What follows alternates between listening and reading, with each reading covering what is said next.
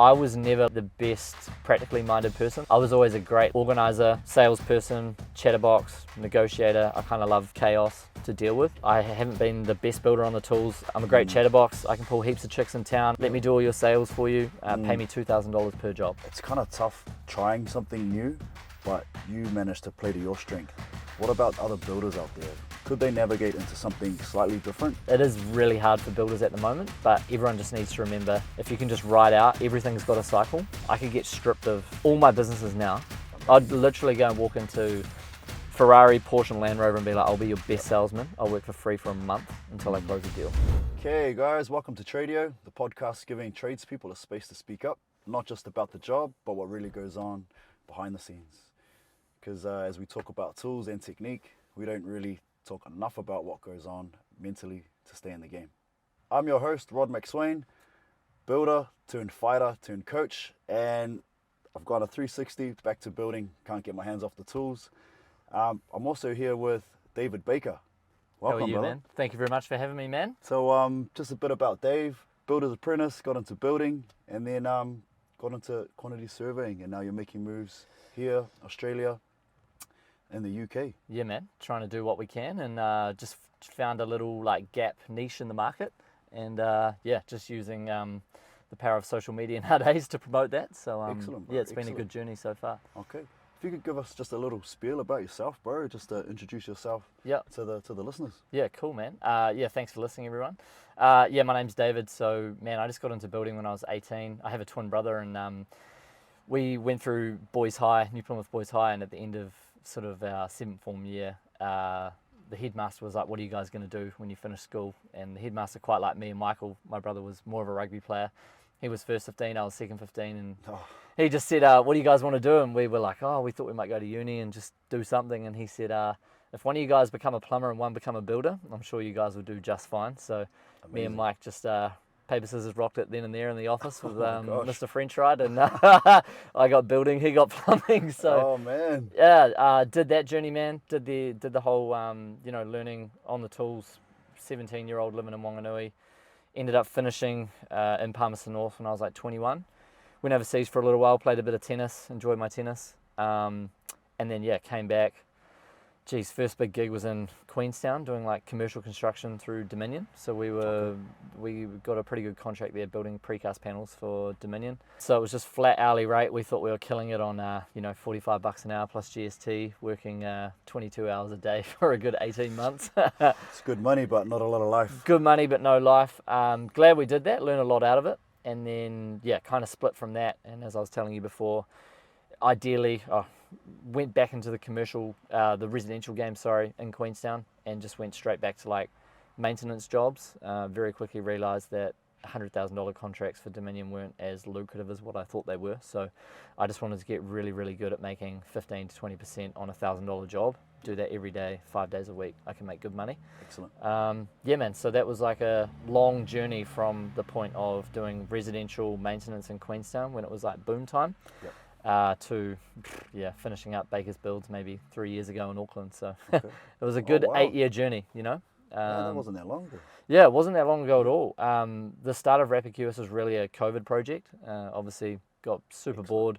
Yep. Went back home to the family farm in Wanganui, and good to be back with family, but I'm definitely ADHD, and I was like, what am I going to do for 8 weeks? So just studied YouTube. I know I had a bit of a skill set on pricing and how to break down residential building jobs. Good with numbers. Yeah, good with numbers, man, and I laid it out nicely on a spreadsheet. So, Amazing. dude, just took a little social media course on YouTube, learned how to like showcase my skills, kind of a little mix between storytelling, entertainment, and information. Started putting stuff on Instagram, and then, yeah, did that for like a solid year, man. Just priced jobs, made a video every night on Splice, put it on Instagram and TikTok, sent it to 100 builders until I got physically blocked on Instagram for spam. Because I would just forward my latest video to 100 people. yeah. But then over time, the limit came down. It would be 100, and then it was 70, and then it's 50. And Because I of think now, you. Yeah, exactly. Sorry, man. But now I think it's like 25 of the same message. I'm pretty sure you get a 24-hour block on IG. So Yep. Anyway, man, I found I've never had like an extremely good skill set. I just do a lot of volume. Like whatever I do, I'll just do at volume, Yep. find out what sticks, and then I'll just go all in on that. So Amazing. yeah, just priced a shitload of jobs. Found out I had a niche for pricing and turning around like detailed estimates quicker than like all my competition, which was builders at that time. And now, yeah, I'm just trying to beat every other QS out there in Australasia and the UK and get detailed estimates out there quicker Excellent. than anyone else. Excellent. So just to rewind a bit, Rapid QS, you established that over COVID. Yep. Yeah. Here, Australia, and now in the UK. Correct. Yep. So that's Excellent. what we're doing, and I think it's been a fun project purely because we can scale just with, obviously it's all been online, but I mean it comes with its challenges as well, man. Like every day now I'm kind of up at 4 a.m. till 8 managing the UK stuff. Obviously they're what is it, 1 hour behind, but 23 hours behind. And then I have, do the day-to-day New Zealand and Australia stuff. And then sort of late at night, I'll try and hit the end of the UK, start a builder's day going to work. So Yep. it's big days at the moment, but short-term sacrifice, long-term gain, man. So Definitely. it's fun. It sounds like you need your twin brother to jump on board and give you a hand. Yeah, shout out Mike. Once he gets his baby born, bro, if you can give me some time again, that'd be handy. Excellent. No, we do have a good team now. I've been fortunate enough to partner with one good long-term kind of school friend. He came on board and helped me with the Australian business get up and running on the operations side. So him and his team are doing a really good job with helping take over the New Zealand operations, and then I'm sort of essentially just staying one step ahead all the time with, I kind of consider my role as new revenue, new opportunities. Yep. So I've just said, hey guys, take all the NZ and Aussie stress off my plate. Yes. I'll go to the UK, try and play that Alexander the Great game, take over a new continent, send it over to the team, and then try to do the next one. So Oh, I like it, bro. Lead from the front. yeah, bro, Yeah, that's my 5 to 10 year play, man. So Excellent. and then like social media is just always looking at new avenues, angles to like promote, market, and then we've kind of been finding ourselves dabbling in this repricing government projects, which are quite funny, and they're like our biggest hit pieces on socials at the moment. But Excellent. you jump into a new lane, as you would have discovered through life, and then you see all these opportunities and Yep. doors open up in a new avenue. Especially since social media marketing for builders and quantity surveys was not a thing 5 years ago. No way. So you jumped in at a time where, Yeah. boom, No one was doing it. no one was doing it. Yeah. I literally just found that quantity surveying was like dinosaur marketing. Like when I first posted our first couple of Instagram videos, I looked at my top 5 competitors in NZ, and I think, they hadn't updated their website since like 2015. Yeah. And I was like, man, that's like 7 years ago. Yeah. Like, how are you guys staying relevant? Yeah. And then I just saw all the standard like PDF graphic design Instagram posts, and I was like, man, I think I can shred you guys up here. So just started doing videos, started trying to be as relatable to the builder as I could. Yep. And Being a builder yourself. that's it. And every day I just wanted to try and make a video that would either relate or hit with a different builder in a different way. So I think one video which went really well was when I was still closing out Baker's builds, but I just finished a site visit with a client, and I'd spent all this free time pricing for them, 3 site visits, and then they called me and said, oh, hey, we've gone with another builder. And then I realized I just wasted 20 hours of my time pricing for free. So that video was all about builders trying to get a buyer's commitment fee off a client. And that one did really well. That video kind of put me in a new lane. So it was good, man. But it's just been a cool journey, and just trying to stay on top of talking to as many builders as I can, finding out what their problems are, and then making content to solve one problem for a builder. And I know if I can help one builder with one problem, I can probably help 10 or 15 others, So Yeah, excellent. Could you share a couple of those problems that the builders are having, bro? For sure, man. Builders pricing for free and giving away way too much free time is one that's massive. And then variations. So like the pricing for free, I've always said to guys, try and get a buyer's commitment fee as early as you can. Okay. So before you leave the house, turn on your ute vehicle, or give an hour of your time on the phone. Like obviously you've got to give time away to kind of get your foot in the door. I'm all about that. But every time you start up your ute, man, you got road user charges, you got fuel, you got tires, you got maintenance, and you've got to get to their house. So I put together this don't quote for free pack like 4 years ago. Excellent. And I literally outlaid roughly what it would cost you to go to a client's house, go back home, price up the job, including all your vehicle charges. And I worked it off an average rate, and I think it was like $185 or something. That's going to be a cost to your business, quoting for free. So my whole method was try and quote as much work as you can without leaving the house. So call a client on the phone, get as much information, get as much, get photos, try and get as much of an idea of the job as you can to your inbox, and your value proposition. So just think about your competition going out to clients to meet them. Think what you can do faster than them. So I was like, well, builder A is going to go out and see them. Yep. They might not be able to get a quote back in 4 days because they're going and doing all these site visits. Builder B is having a really good conversation on the phone, pre-qualifying their client, vetting them, getting information back and saying, if I don't have to come into a site visit, I can guarantee I can get you a detailed estimate back within 24 hours. Excellent. And that was like the value proposition. Market's a little bit different now because unfortunately it's like the homeowners are in the driver's seat. The builders don't have as much work, but at that time when I was literally just pitching for $5,000 maintenance jobs, I was just playing the game of volume. So I was pushing out 6 to 8 estimates a day detailed. And if I was winning 2 or 3 without even having to leave my house, beautiful, fucking saving $190 per time. So yeah, no, good on you. yeah, and then the other one was variations. I felt like builders would put in all this upfront effort to get into a job, and then maintaining a relationship with a client over the course of, say, a decent sized renovation, 4 to 8 months, is got to be one of the hardest feats in itself. Winning the job is one thing. Yeah. Keeping Jack and Jill happy for 6 months when you're in their home, dealing with their emotions, and they might have children, that's the next hardest thing. Yeah. So when a variation popped up, I kind of always found, I'll just do this variation for free or cheap, small variation, just to keep them happy, keep everything at bay, I see. maintain the relationship, because I was always pushing to get a 5-star Google review. That was my biggest play for my business. So yeah, I would just always, once I got fleeced by a few certain homeowners, I won't go into any more info there, but I was always like, nah man, you're not a charity, you need to get paid for your time and your value, so charging for variations was a big one as well, not giving away free stuff. Undervaluing ourselves as builders. Absolutely. Yeah, essentially we're providing a service, we're building your home for you. Yeah. We play an important role. And builders have to put 20 years on their license of work. Like, you buy these pair of sunglasses and they break tomorrow, you don't get a refund, you just go buy a new pair. Exactly. If you frame up a wall properly or have a leak or something, you're getting a call and you're expected to go fix it. Yeah. So yeah. Sharks. So that was my those are kind of my two biggest value propositions of how I wanted to promote Rapid QS, was just being as relatable to the builder and providing as many solutions to problems as I could. Amazing. Yeah, man. So I want to just go back into your apprenticeship and building days. Yep. Maybe a bit before, what were a few challenges as an apprentice? I got, me being the son of the foreman, I had separate challenges. No one wanted to mess with me, but my dad would mess with me extra. Yeah. So well, what about you, just as an apprentice on the job? How was that? Yeah, it was good fun. I was fortunate to have like a pretty cool foreman, Richard from Wanganui. He was really good to me. But I was never like the best practically minded person, like I was saying to you before.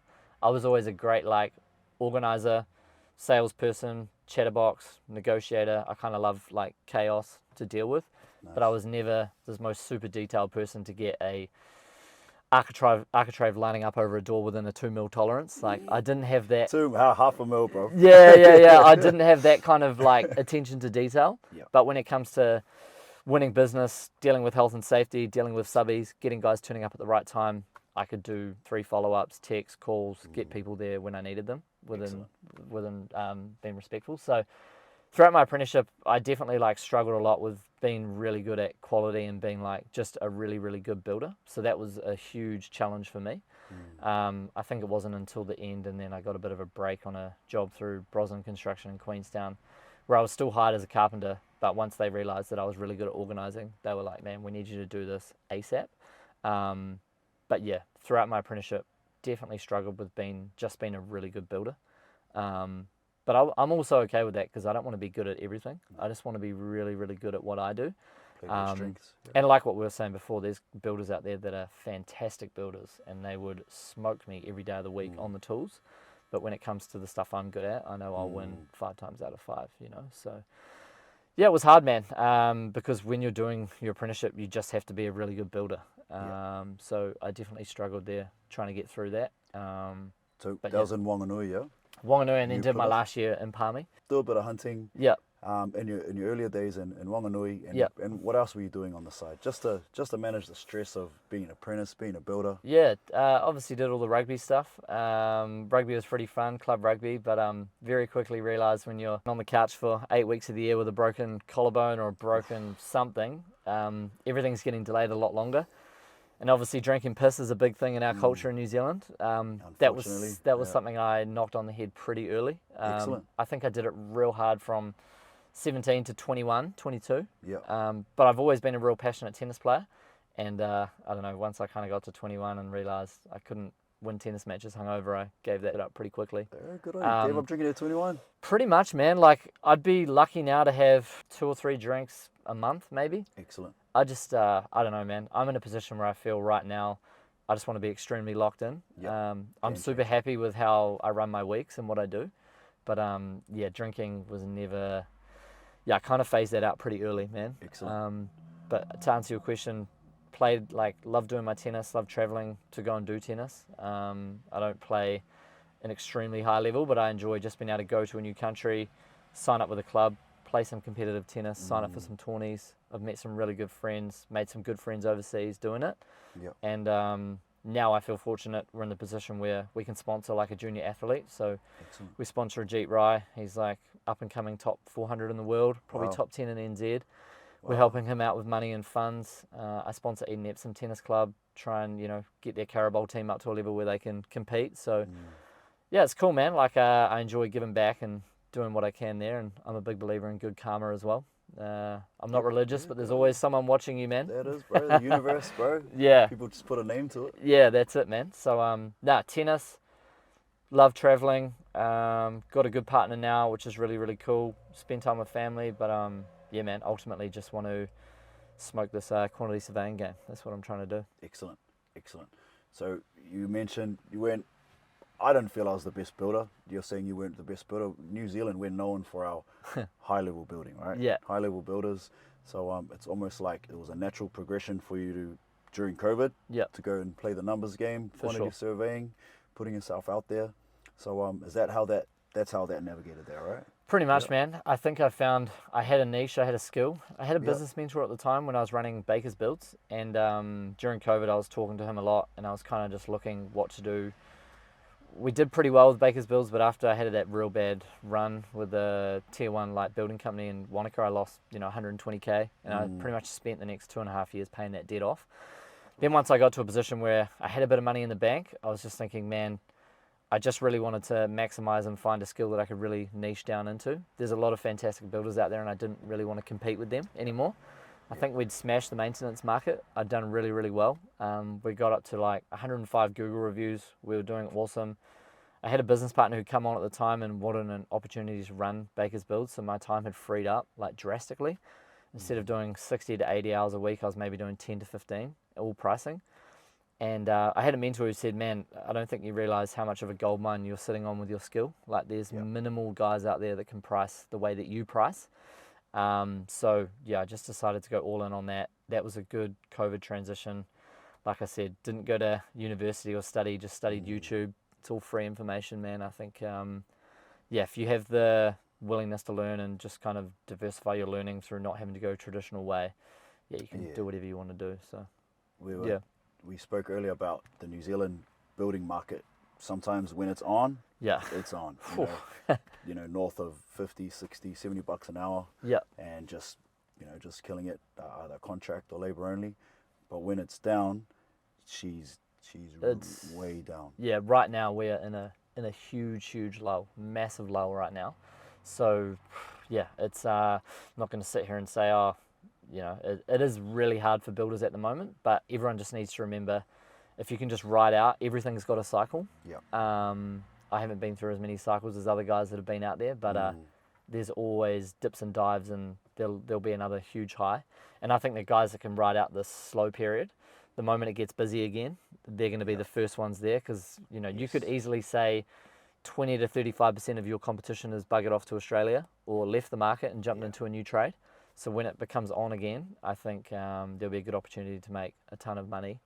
And if you get in early and lock in some contracts when it is getting busy, I think builders will go back to been booked out for 2 to 3 years. Yeah. Yeah, Yeah. yeah, for sure.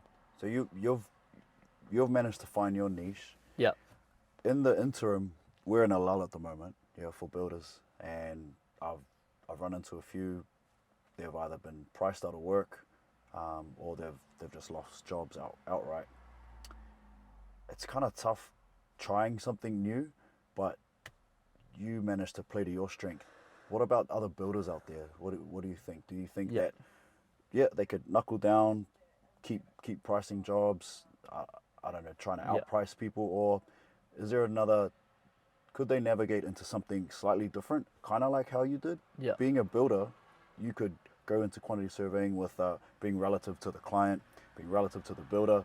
Builders talk rather than someone pushing a pen in an office. For sure. What about the other builders out there? Could they get into something slightly different but on a similar path to Similar building? path. Yeah, for sure. I think there's heaps of different ways that you can look at doing what you're doing. Like within any industry, I think you can always find sort of pain points or problems that need solving.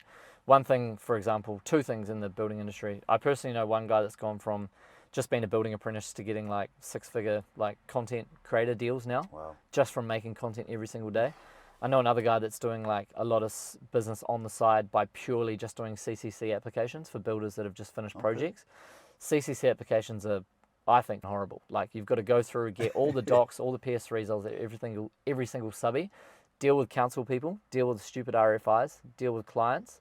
I think for builders that are busy and just trying to play the volume game, if you're really good at paperwork and chasing people up, you could be a builder and charge maybe $1,000 to file a CCC application. Yeah. Now let's just say you only do 5 a month. Well, that's still 60 grand a year on the side that you could be making if you're still running like a 1 to 3 man building crew. Yeah. And I just think there's, I caught up with another guy last week. He was doing building, just doing general maintenance stuff in Ponsonby here. But then he just realized the amount of jobs he was getting hit up to just do painting. So now he's just like, all I do is walk up and down Ponsonby and Grey Lynn, hand out a flyer and a little business card, and now he's got 15 painters and 2 builders. Nice. So I just think there's, I purely think there is avenues, and there's always ways to divert and jump into different lanes all the time.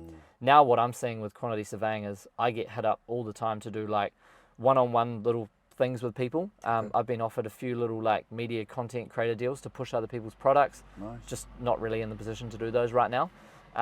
We've been sponsored last year, probably 30K in revenue to do podcast sponsorship, promote other people's stuff on. So that's not relatable to the builder right now, but what I'm trying to say is once you dive into like a different avenue, you'll be surprised how many doors open up. Excellent. Just that first step, bro. First step, yeah. But like just if you're a 2nd or 3rd year building apprentice, and let's just say you're really, really good at finishing work, like that's your lane. You're no good at structures or laying standing frames or building trusses, but you know the moment the house is clattered in and you're on the inside, man, just send an email to every single builder in New Zealand and say, hey, I'm the best finishing carpenter you'll ever see. Send an email to 2,000 builders across New Zealand and say, you can pay me a one-off fee and I'll come in and do all your finishing lines for you. Pay for my accommodation, here's my rate. Because when times get busy again, everyone's in a rush for a good finishing carpenter. So I just think there's there's ways that you can niche down and just become a gun at one thing that you're really good at. Don't be afraid to specialize. Yeah, for sure. Smart as. Sales as well. Think when the builder's phone is going 30 times a month and they're busy running 5 projects. Exactly. Hey, I haven't been the best builder on the tools. I'm great. I'm a great chatterbox. I can pull heaps of chicks in town. Let me do all your sales for you. Pay me $2,000 per job that I close you. Or say, I just want a flat rate of $1,000 per job, and then anything over this revenue, give me a commission or a percentage on. And then they're going to try and push for more sales. That's it. I just think there's avenues for Africa if you look at stuff differently, So, yeah. Excellent, bro. That Yeah. was great. Yeah. Hopefully someone finds a bit of knowledge there. But yeah, I always now I'm just always looking at other industries and what other avenues we can get into. Like I know with the speed that like artificial intelligence and AI is moving, especially in our industry, like QSing for me will be dead in 4 years, 4 to 6 years. So I've got a very short window to go and do a ton of work. And that's why I want to build my personal brand as big as I can build it. Excellent. Be seen as like a really good consultant for builders trying to grow their business, not just do the pricing. Yes. But it's really good for guys that want to stick it out and be good on the tools, because I can't see a robot coming and doing a reclad anytime soon. Nah, touch wood, bro. Yeah. Touch wood, man. I also can't see a robot, ducking down to Bunnings, picking up weatherboards, Yep. sitting in traffic, going back and doing that again also. So That's yeah. it. That's it. Nah, you're right. Yeah. We were on. There's a lot of jobs that'll be gone in a few years. Yeah, for sure. My son was at uni. He was doing coding. Did it for a year. Oh man. And then AI started coming out, and now he's on the tools with my dad. Yeah. Just helping out. Yeah. And I'm doing a few other things. Yeah. I mean, that's tough to hear, but at least he's transitioned and not trying to fight Exactly. I'm going to stay in coding. I'm going to be better than AI. Come on, man. Yeah. You can't be quicker than AI. Yeah. Be quick to switch it up. Yeah, for sure. So with QSing and with your rapid QS, what challenges have you faced along that way, bro? I guess in the inception, going from a builder to QSing, what challenges did you face? Probably two key ones that stick out, man. I have to watch what I eat all the time now, because I'm sitting down. All the time. Yeah. So no more flat whites for me, brother. Single shot espressos. Single shot espresso. Count my calories, under 1,800 calories a day. Excellent. High protein. Yeah, you're in good nick, mate. Yeah, thank you, bro. I try to. And I have a standing desk as well. I don't want to be sitting all day. Excellent. Standing desk. I'm real worried about slouching. I love it. But the only problem with traveling is I can't take my standing desk to every hotel I go to. So Yep. I got to book hotels with high desks. And the other thing is as well, like I can't be right on every estimate, so I do deal with a lot of backlash. But I just try and say to guys, listen, I don't know your business as well as you do. I don't know what relationship you have with your painter. I don't know what he charges you. I don't know how much your plumber charges you, and I don't know if your building crew is really, really fast at foundations and then quick on the inside. Wow. I don't know how many times a week they're turning up sick. I don't know if you're using a fixed price labor crew or your normal guys that are a little bit slower. So I'm only as good as how much info they give me. Yes. If I price painting at $45 a square, but your painter's 35, then I'm going to be overpricing your job.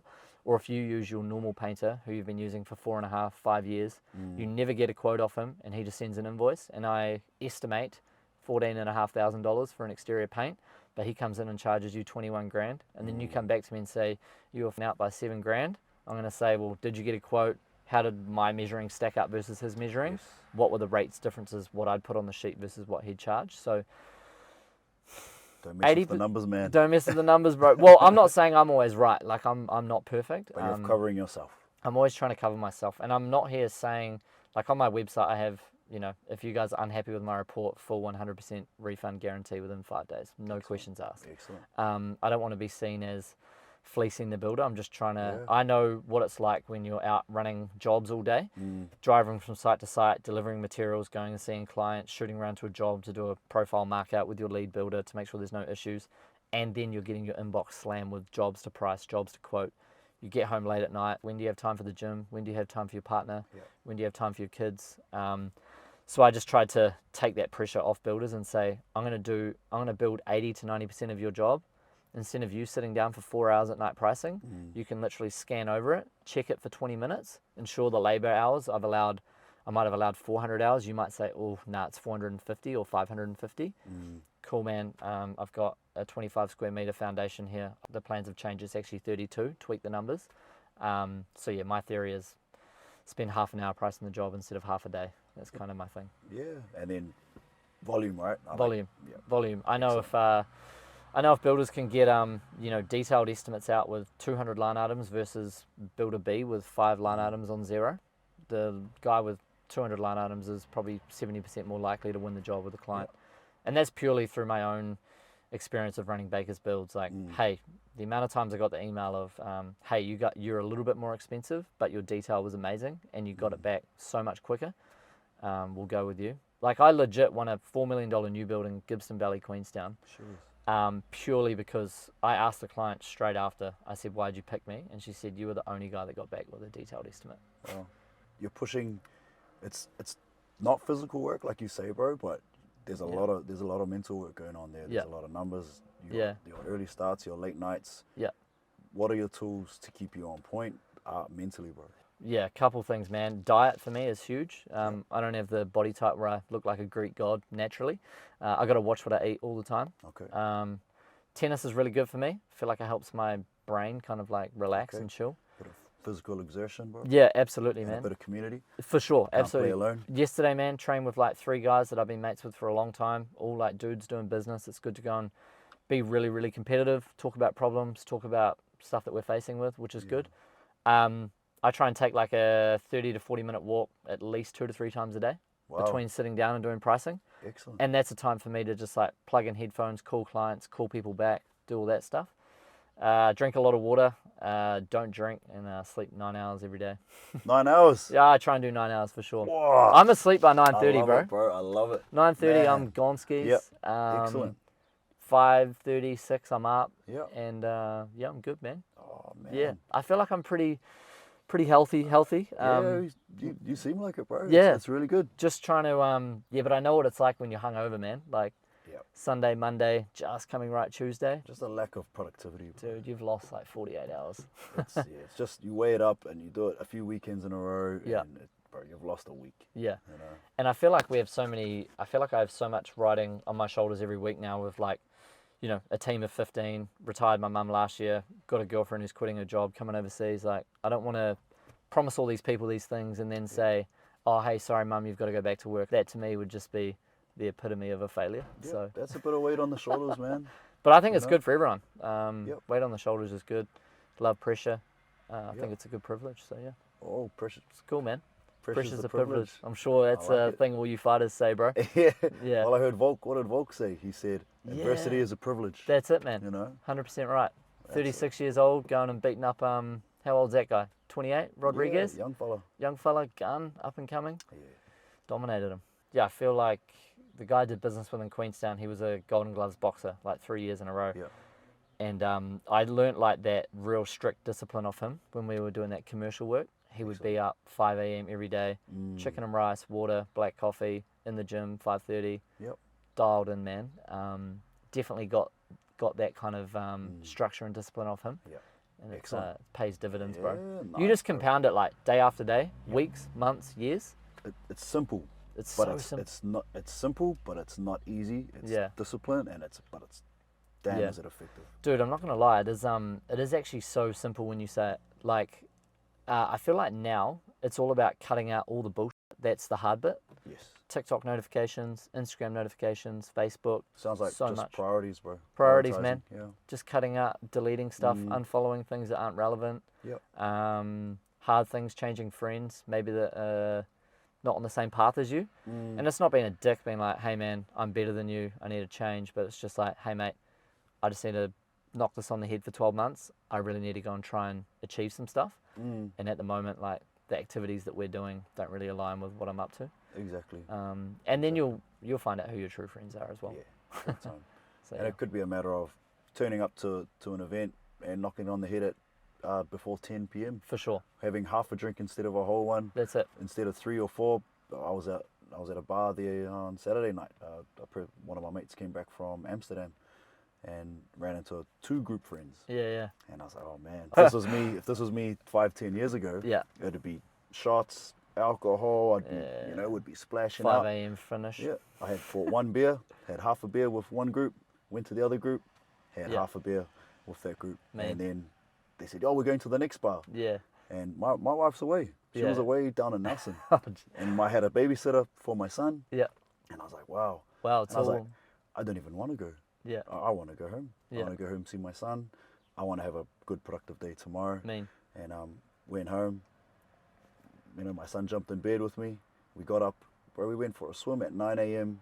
over the North Shore in the Mean. morning, and it Mean. was amazing. I guess like you, bro, I've been off alcohol, like regular alcohol, for quite a while. For a year, but have one drink a month. Yeah, good And on you.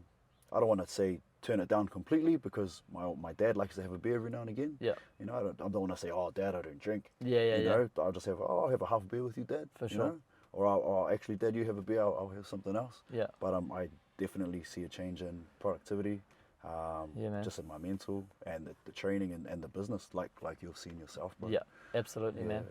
Yeah, don't get me wrong. I still I had a gin and tonic on Friday night, a couple beers the other week with my brother. So not saying I don't drink. I just know the downsides after having 3 or 4. When you've got like decisions riding on your shoulders and people's like livelihoods and Yeah. just bigger goals, man. Like, yeah, it's more fun to try and knock those out, eh? Yeah, So, yeah, it's good. Oh, I love it, bro. Yeah, it's good. Yeah, so you're playing your tennis. Yeah. You get a little bit of hunting in every now and again.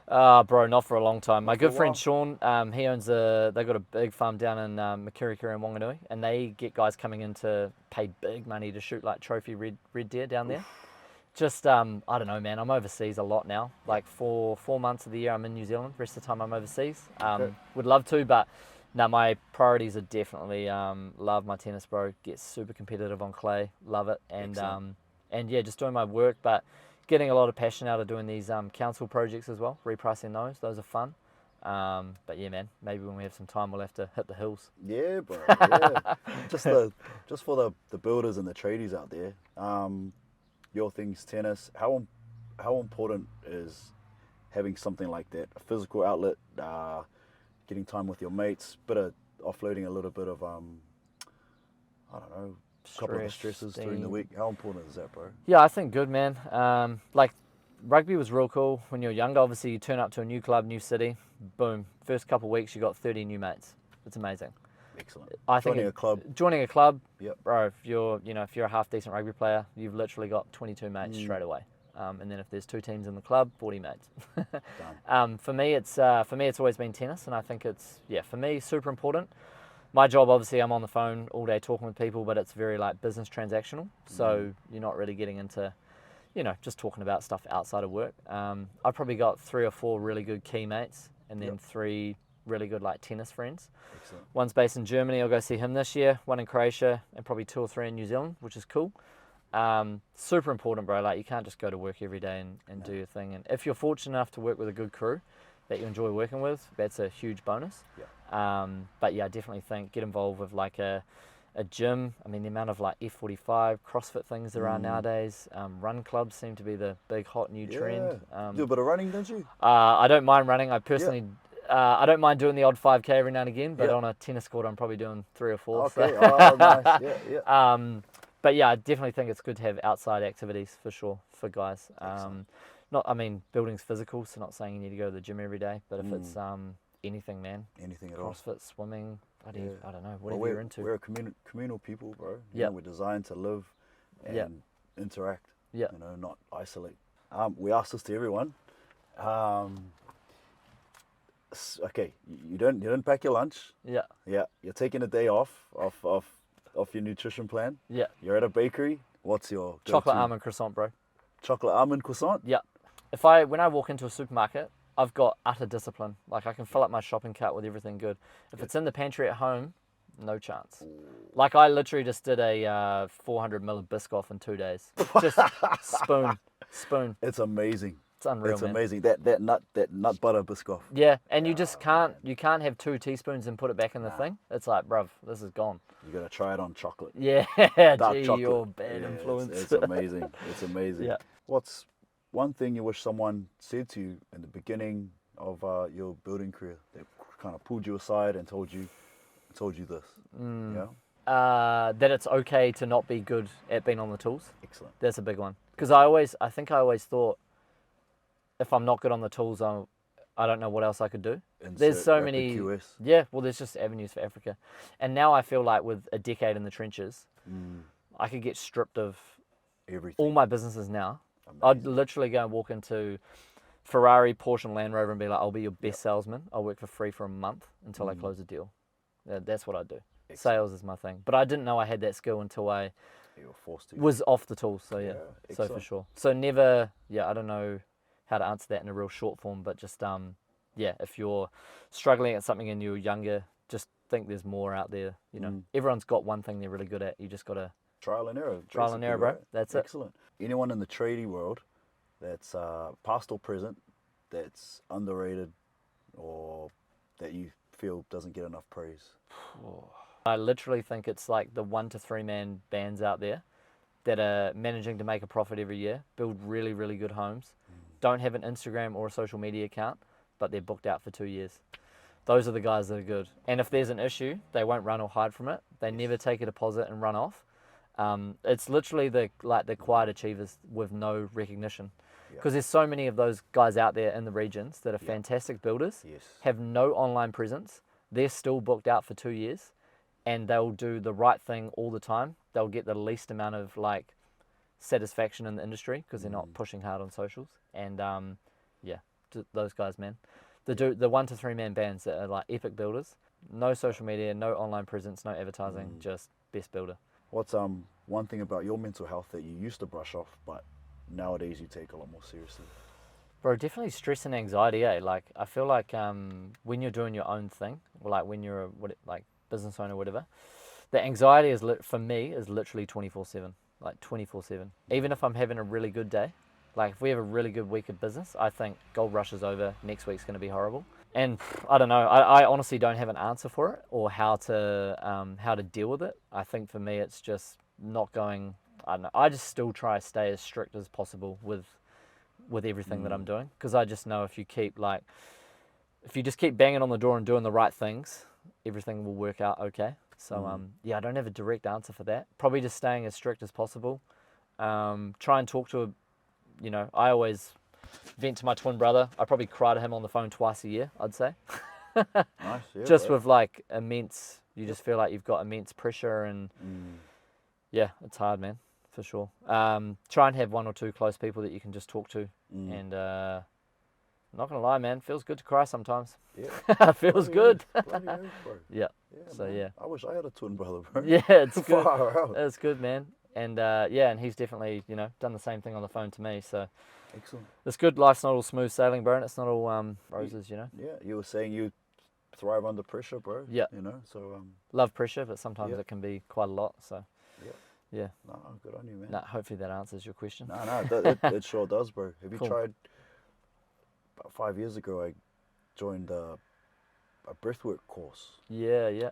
I like a bit of freediving, so rather than just freestyling it, I thought I'll go and try and learn something. And it turned out that we did a full sharing circle, and people were saying, "Why are you here?" And before it got to me, people were saying, "Oh, I want to get the noise out of my head. Yeah. Nice. I'm just I'm on the job, and it's just I get home from work and I'm still answering emails in my head, answering phone calls. And then I was like, "Oh, okay. What the hell's breathwork going to do to that?" Yeah. And the more people that went around, they were like, "Oh, traumatized upbringing, this and this, stress was the main point." Yeah. Got to me, and I thought, "Oh, I want to better my breath hold." Yeah. For freediving. For freediving, and maybe for fighting in between rounds. Yeah. Find a breathing technique. Yeah. Calm down. Sure enough, we did a whole circle of breathing. We breathed for about 40 minutes. Yeah. Different techniques, lying down, close eyes. It was amazing. Yeah. Felt like 4 hours. Yeah. It's But wild. it was real short. And afterwards, clear mind, Yeah. clear body, present, bro, centered. Didn't think about anything except the breathing. And I even turned my timer on, looked to my left, and I had held my breath for 4 minutes. And so I took that box, Yeah, and then I yeah. quickly, I got a fright. I need to breathe, And then afterwards, everyone said, "How did it feel?" And then, sure enough, all the noise in the head was gone, anxiety, stress. Everyone had shifted their state from a stressful state to rest and digest. Yeah. Nice. And then, bro, it was incredible. Yeah. And I thought, wow, I didn't realize breathwork could play such a role in that department. So Yeah. I try and do it 3 times a week, Yeah, either good in on the you, truck man. or at the gym. Yeah, I did one in Thailand like 3 years ago. It was like a 2-hour workshop. It was Wow. pretty cool. It was Yeah. Breathwork and ice bath thing. Excellent. Wim Unreal. Hof, yeah, It was good. So I probably don't do it to the extent you do, but I definitely feel now I can put myself to sleep within like 2 minutes if I need to, which is awesome. amazing. How important is sleep? Oh, for me, massive, man. Yeah, we just did a podcast tour in Aussie, and it was like 2 weeks flat out, 10 podcasts in 2 weeks, and then doing the business after hours and before and during. And every time you open up your phone, you got about 30 notifications. So when I get home, bro, it was on the Friday. I got in at like 1 a.m. New Zealand, and I had like ulcers in my mouth. And I said to my girlfriend, I was like, I'm going to be gone for about 48 hours. So that doesn't happen all the time, but I would have slept for like 16 hours, woke up, dinner, back to bed. But for me, man, it's 9 hours a night and like a 10 to 15 minute little day chill whenever I can, every 2 days or something, like just Sleep's huge for me, bro. Okay, Dave. Cool, bro. We're nearly wrapped up, brother. Easy, man. Just before we do wrap up, any final thoughts? Any last piece of advice for any tradies or builders out there, bro? Yeah, man. I would say two things. One is the market's really, really tough right now. But if you can get through a tough period, just think of how little competitors you're going to have at the very start of like the next kind of gold rush or cycle turn. So stay in the game for as long as you can. And then number two would be just with how fast the world's moving and how little people are getting into the trades. Like I purely think that tradies and builders will be the next kind of like overnight millionaires in the next decade. So if you're at school now or at university studying something and you're seeing how quickly ChatGPT is moving, I would go into like a physical skill and get really, really, really, really good at a physical skill and promote yourself online. That's what I would do, 100%. And then you'll dominate the game. I promoted myself with a digital skill, which will be very quickly removed with AI. Yep. So I'll be looking at my next play for the next 5 years. But if excellent. you're a young school leaver or guy on the tools and you're not quite sure, either, stick at it. There's plenty of other avenues you can try. But get good at like learning how to market and promote yourself, I think. That's a big play. Excellent. So yeah, man, those would be my two pieces. Awesome. And stay fit and healthy. Good to be here, bro. Thank you very much. Awesome. Cheers, awesome brother. To have you on, Dave. Awesome, man. Cheers. That's us, team. Thanks for listening.